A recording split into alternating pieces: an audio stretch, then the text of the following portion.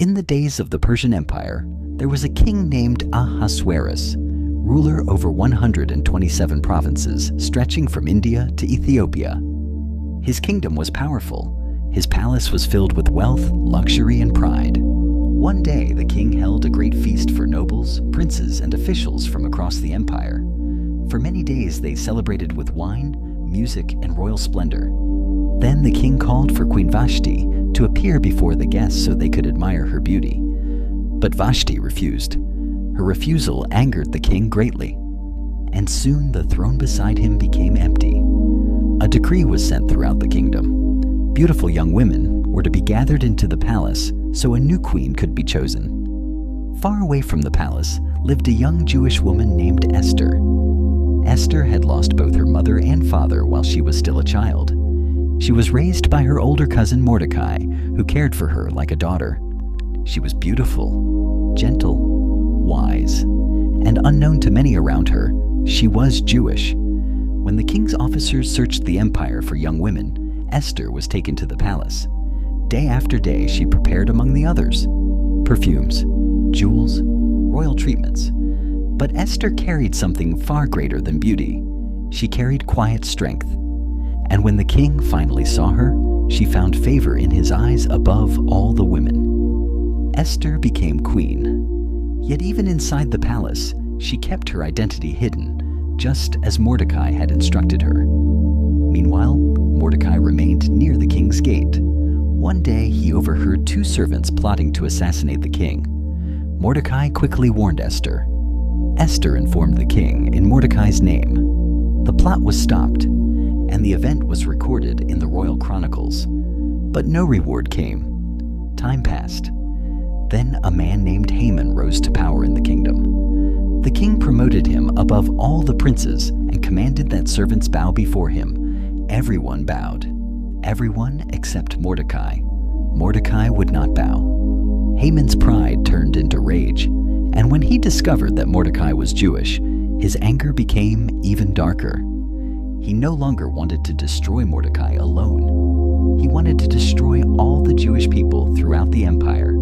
So Haman went before the king with deception in his words. "There is a certain people scattered abroad among the provinces," he said. "Their laws are different from every other people." The king listened. Without realizing the full truth, he gave Haman authority to act. A terrible decree was written. On a chosen day, every Jewish man, woman, and child in the kingdom was to be destroyed. When Mordecai learned of the decree, he tore his clothes and covered himself with sackcloth and ashes. Throughout the empire, Jewish families wept, mourned, and fasted in fear. Inside the palace, Esther heard of Mordecai's grief. She sent servants to ask what had happened. Mordecai sent her a copy of the decree, and then he sent her a message that would change everything. "Think not with thyself that thou shalt escape in the king's house more than all the Jews. For if thou altogether holdest thy peace at this time, then shall their enlargement and deliverance arise to the Jews from another place. But thou and thy father's house shall be destroyed. And who knoweth whether thou art come to the kingdom for such a time as this?" Those words pierced Esther's heart. For approaching the king without invitation was dangerous. Even the queen could be killed for entering his court uncalled, and Esther had not been summoned for 30 days. Fear stood before her, but so did purpose. Then Esther made her decision. "Go," she said, "gather together all the Jews that are present in Shushan, and fast ye for me. Neither eat nor drink 3 days, night or day. My maidens and I will fast likewise. And so will I go unto the king, which is not according to the law. And if I perish, I perish." For 3 days the people fasted and prayed. Then Esther put on her royal garments. Every step toward the king's court could have been her last. The room fell silent as she entered. The king looked toward her. And then he extended the golden scepter. Esther was spared. The king welcomed her and asked what she desired. But Esther moved with wisdom. She invited the king and Haman to a banquet. At the banquet, The king again asked her request. Esther invited them to a second banquet the next day. Meanwhile, Haman's pride continued to grow. Yet every time he saw Mordecai refusing to bow, anger consumed him. So Haman built gallows, intending to hang Mordecai upon them. But that night, something changed. The king could not sleep. He ordered the royal chronicles to be read before him. And there he discovered the forgotten act of Mordecai, the man who had saved his life.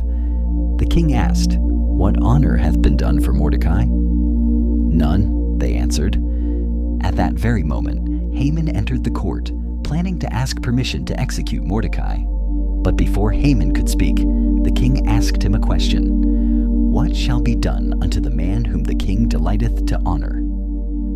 Thinking the king meant him, Haman imagined glory for himself. He described royal robes, a royal horse, a public celebration. Then the king replied, "Make haste, and do even so to Mordecai the Jew." In humiliation, Haman was forced to honor the very man he hated. Later that evening, at Esther's second banquet, the king again asked her request. This time Esther revealed the truth. "If I have found favor in thy sight, O king," she said, "let my life be given me at my petition, and my people at my request. For we are sold, I and my people, to be destroyed." The king was shocked. "Who is he?" he demanded, "and where is he, that durst presume in his heart to do so?" Esther answered, "The adversary and enemy is this wicked Haman." Fear fell upon Haman. The evil he had planned began to collapse around him. And in the end, Haman was hanged upon the very gallows he had prepared for Mordecai. The decree against the Jews was overturned. Deliverance spread throughout the empire. Sorrow turned into rejoicing. Fear turned into celebration. And Mordecai was lifted into a place of honor beside the king. But the story of Esther was never only about a queen. It was about courage, about obedience, about purpose hidden inside painful moments. A young orphan girl became the voice that saved a nation, not by accident, not by chance, but by the hand of God. And even now, the story still speaks. Maybe the place you are in right now is not random. Maybe God has positioned you for a purpose greater than you can see. For such a time as this.